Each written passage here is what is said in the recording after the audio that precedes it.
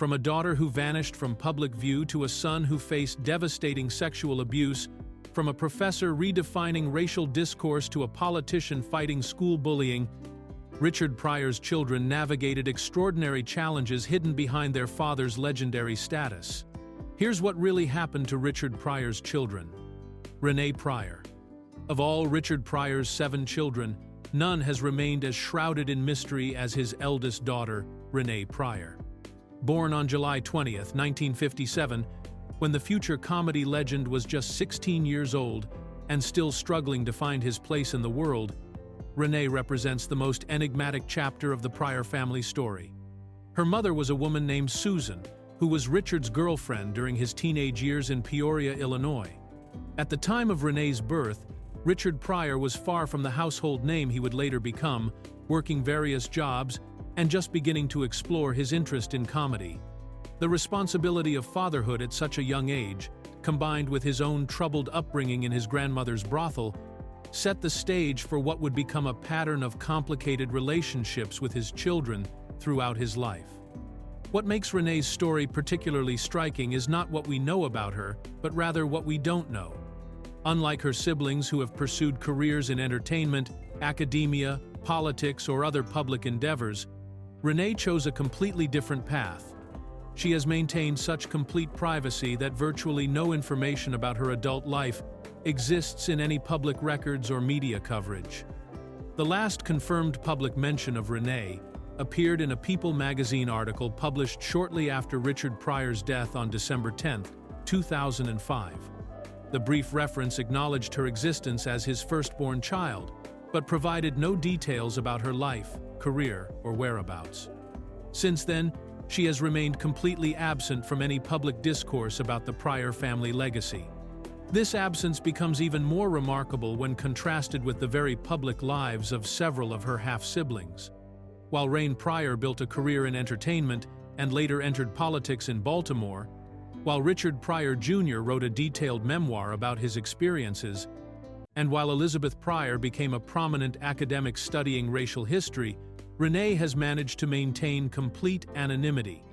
Her disappearance from public view raises fascinating questions about the different ways children of celebrities choose to handle their inherited fame. Some embrace the spotlight, others use their platform for causes they believe in, and still others, like Renee, seem to deliberately reject any connection to their famous parents' public life entirely. The mystery deepens when considering that as Richard's firstborn, Renee would have witnessed his earliest struggles and his eventual rise to fame. She would have been in her early 20s during his breakthrough years in the 1970s, old enough to understand and remember the transformation of her teenage father into one of America's most influential comedians. Whether Renee's choice to remain private stems from a desire for normalcy, difficult family relationships, or simply personal preference remains unknown. No interviews, social media presence, or professional achievements have ever been attributed to her. She has not participated in any documentaries about her father, has not attended public memorials or tributes, and has never been photographed at family gatherings that made their way into the media. In a family marked by public struggles, creative achievements, and ongoing legal battles over Richard Pryor's estate, Renee Pryor stands alone as the one child who successfully escaped the gravitational pull of her father's fame entirely. Her story serves as a reminder that sometimes the most powerful choice available to the child of a celebrity is the choice to disappear completely from public view. Richard Pryor Jr. endured a childhood marked by trauma and addiction that eerily paralleled his famous father's own struggles, but ultimately found the courage to share his story in unflinching detail through his 2019 memoir In a Pryor Life. His journey from a premature infant fighting for survival to a man confronting his deepest wounds represents one of the most harrowing yet ultimately redemptive stories among Richard Pryor's children. Born on April 10, 1962, at St. Francis Hospital in Peoria, Illinois, Richard Jr.'s entrance into the world was anything but ordinary. Weighing only 2 pounds and 3 ounces, he was so small that the attending doctor initially struggled to determine his gender, telling his mother, Patricia Price, "Congratulations, Mrs. "Pryor, you have a boy! No, wait, it's a girl! No, it is a boy!" His mother's response captured her shock at his tiny size when she cried out, "What did I have, a freak?" The confusion surrounding his identity began even before he left the hospital. His mother had originally named him Rodney Clay Pryor, after a cousin in Detroit whose name she admired. However, when Patricia arrived at the hospital to check on her son, she was told there was no baby named Rodney Clay Pryor. The hospital staff eventually located her premature infant, but he was listed under a completely different name: Richard Pryor Jr. His father had secretly changed the name without consulting Patricia, a decision that would later trouble the comedian himself. Years later, Richard Sr. confided to his son that if he had known how famous he would become, he never would have named his child after himself. The elder Pryor understood that the name carried a tremendous burden, one that would force his son to live his entire life in the shadow of comparison to his father's success, fame, and wealth. He also recognized that his son would never be certain whether people loved him for who he was or simply wanted to bask in the reflected glory of the Pryor name. Growing up, Richard Jr. was raised primarily by his mother Patricia, while his father toured and built his comedy career. He spent time with his dad in California when he was old enough and would attend his father's comedy performances. Even as a young child, he sensed something different about his father's visits. Telling Fox News years later, "The energy was different. I didn't know what he did, but I knew it was something different. I didn't realize that thing was celebrity until I was probably around 12 years old." The darker aspects of Richard Jr.'s childhood included experiences that closely mirrored his father's own traumatic upbringing. Like his father, Richard Jr. faced sexual abuse during his childhood, a violation that would haunt him for years and drive him toward the same destructive coping mechanisms his father had used. He struggled with drug addiction and what he described as frequent bad decisions that paralleled his father's pattern of self-destructive behavior. In his memoir, Richard Jr. wrote with brutal honesty about his experiences, describing his life as freakish in how closely it paralleled his father's journey through abuse, addiction, and personal struggles. The book details not only the trauma he endured, but also his path toward healing and forgiveness, including his decision to forgive those who had violated his trust and innocence during his most vulnerable years. Elizabeth Storder Pryor. Elizabeth Storder Pryor carved out a remarkable academic career that brought her face to face with the most controversial aspects of her father's legacy, becoming a distinguished Smith College history professor who specializes in studying the very racial language that Richard Pryor helped popularize in American culture.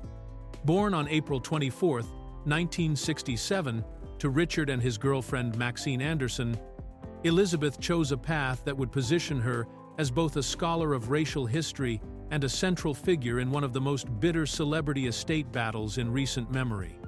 As an associate professor of history at Smith College, Elizabeth focuses on 19th-century American history and race relations, with particular expertise in the complex history of racial language in America. Her groundbreaking research earned her the Ralph D. Gray Prize for the Best Article of 2016 in the Journal of the Early Republic for her essay titled "The Etymology of the N-Word: Resistance, Language, and the Politics of Freedom in the Antebellum North." The irony of Richard Pryor's daughter becoming the leading academic expert on the very word her father used throughout his comedy career was not lost on critics, observers. Elizabeth's work extends far beyond academic journals into real-world applications that have garnered national attention. Her TED Talk on the N-word has been viewed more than 2 million times, and she serves as Smith College's faculty teaching mentor for inclusive and equitable pedagogies, conducting workshops for other professors on how to navigate racist language in classroom settings.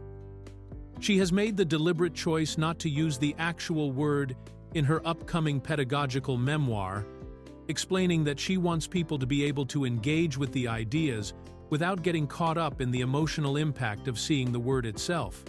Her academic success, however, was overshadowed by her role as the primary challenger in a prolonged legal battle over her father's $40 million estate.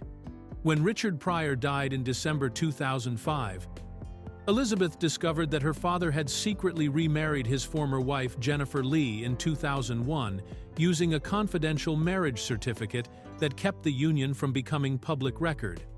More troubling to Elizabeth was the discovery that after this secret marriage, Richard had amended his trust to name Jennifer as the primary beneficiary and give her complete control over his intellectual property, including his name, image rights, and royalties from his comedy albums and performances.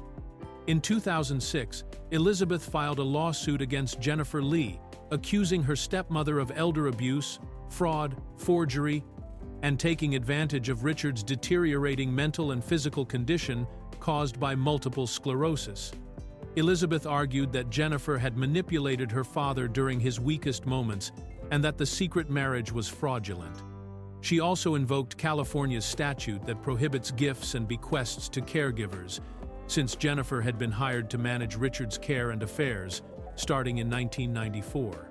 The legal battle proved unsuccessful for Elizabeth and her siblings.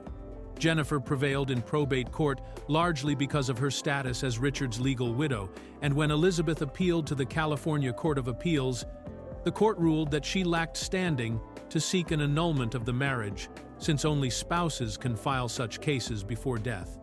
The court upheld the marriage as valid, which allowed Jennifer to use an exception to the caregiver prohibition law since she was legally married to Richard when he made the bequests to her. Rain Pryor.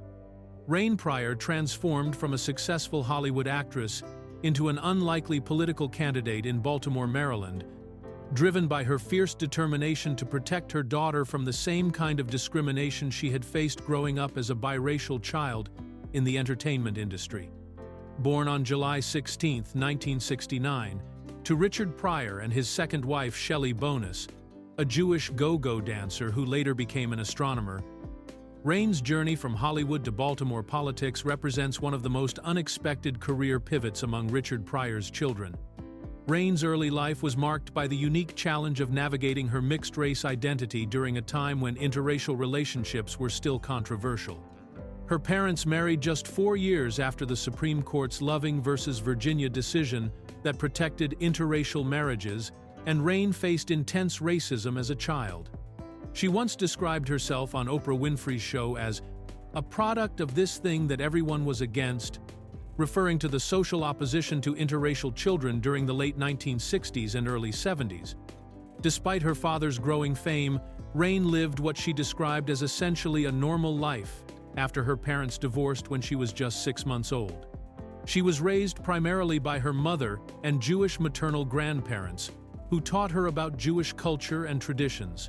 This upbringing became the foundation for her award-winning solo show, Fried Chicken and Latkes, which explores the complexities of growing up both Black and Jewish in America. Rain's entertainment career began in earnest when she landed a role on the popular ABC sitcom Head of the Class in 1989, playing the character Theola June T.J. Jones. The role was specifically created for her based on various characters she performed during her audition. She went on to appear in shows like Rude Awakening and wrote a memoir titled Jokes My Father Never Taught Me.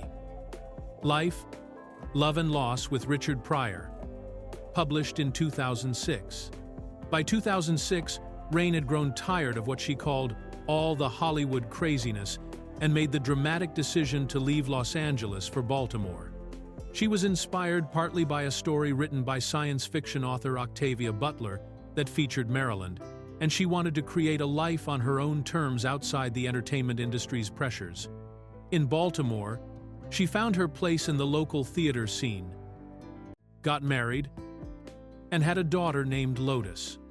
Rain's transition from entertainment to politics was sparked by a deeply personal experience in late 2017 when her daughter faced bullying at Roland Park Elementary School. Rain's battles with school officials over their inadequate response to the bullying ignited her passion for community advocacy and ultimately led her to file papers to run for Baltimore City Council on her 50th birthday, July 16, 2019. Running as a Democrat in the 3rd District, Rain challenged first-term Councilman Ryan Dorsey, criticizing his leadership style as "my way or the highway," and arguing that he wasn't sufficiently responsive to constituents' concerns about crime and community issues. She served as artistic director of the Strand Theatre in Baltimore and developed multiple creative outlets, including a confectionery business called Raindrop Confections, where she bakes cookies and paints edible portraits on them, describing it as her Zen place. Stephen Pryor.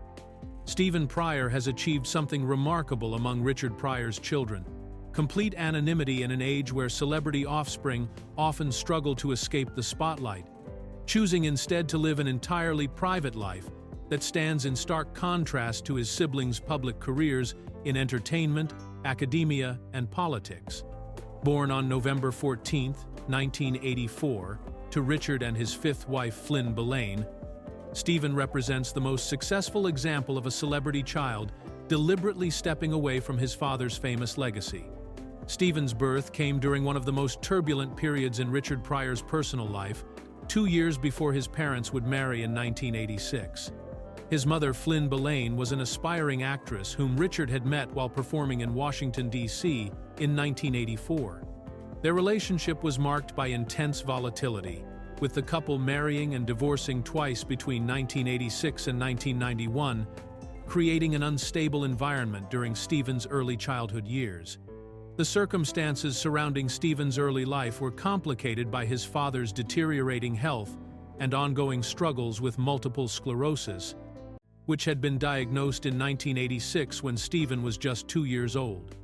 Richard's condition, combined with his history of drug addiction and the chaos of his multiple marriages, meant that Stephen grew up witnessing the darker aspects of celebrity life from a very young age.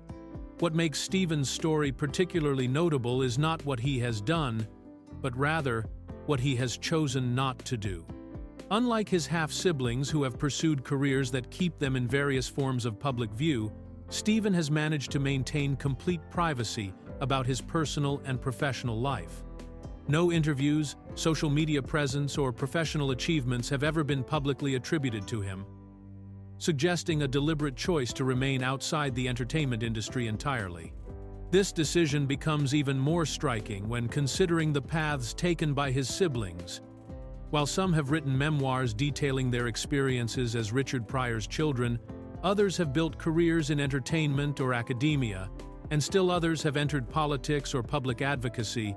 Stephen has never participated in any documentaries about his father, has not attended publicized family events, and has never been photographed at memorials or tributes to Richard Pryor that made their way into the media. Stephen's ability to maintain such complete privacy is particularly impressive given that he would have been in his early 20s when Richard Pryor died in December 2005, an age when many children of celebrities either embrace or reject their inherited fame in very public ways. Instead, Stephen appears to have successfully created a life entirely separate from the Pryor family's ongoing public presence and the various legal battles and media attention that have surrounded his father's estate and legacy.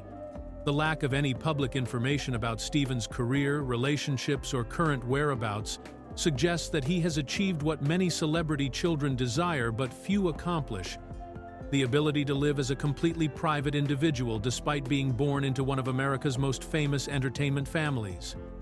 His story serves as a reminder that sometimes the most remarkable choice available to a celebrity's child is the choice to disappear entirely from public view and live a genuinely normal life. Franklin Mason Pryor. Franklin Matthew Pryor, who performs under the stage name Mason Pryor, experienced one of the most publicly humiliating moments in modern comedy history when he was booed off the stage during a 2018 appearance on Showtime at the Apollo, marking a devastating setback in his attempt to follow his legendary father's footsteps as a stand-up comedian. Born on April 29, 1987, Franklin's very existence was the result of Richard Pryor's affair with actress Geraldine Mason during one of the most chaotic periods of the comedian's personal life.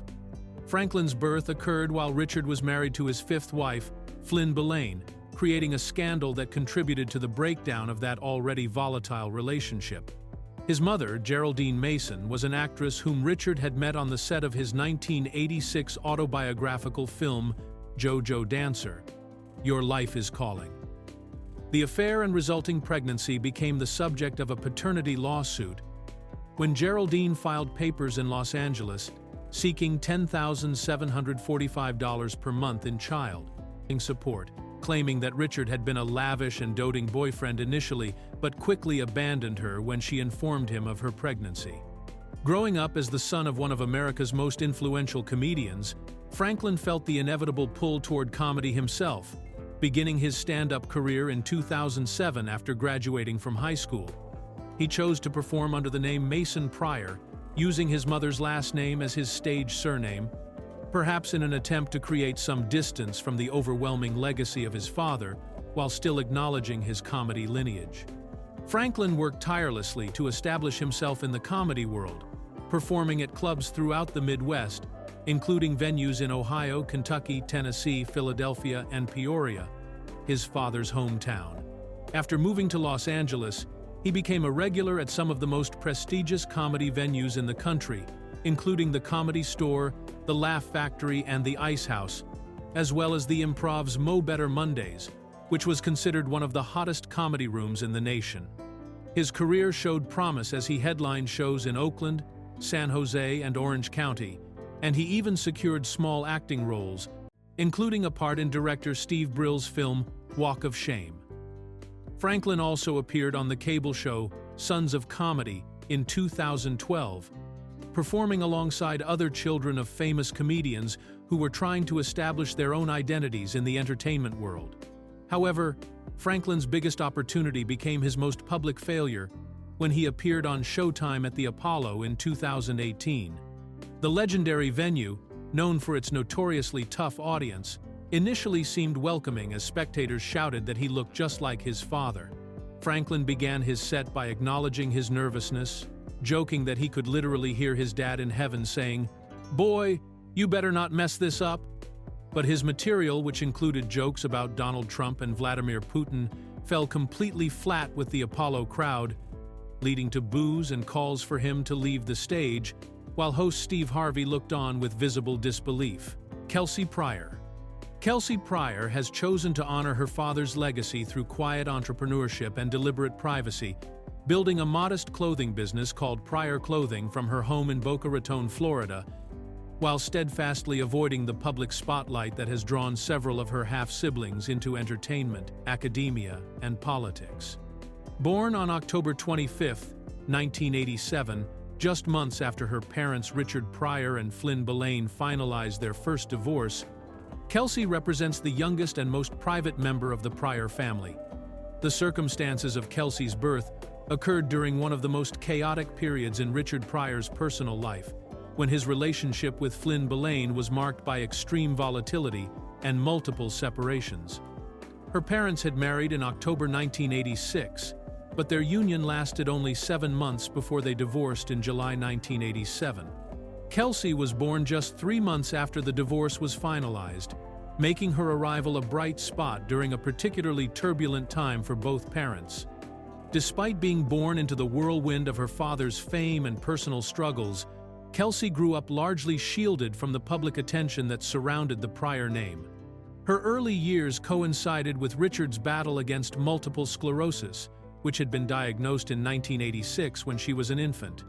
This meant that her childhood memories of her father would have been shaped by his declining health and increased reliance on mobility aids, giving her a different perspective on his legacy than siblings who knew him during his peak performing years.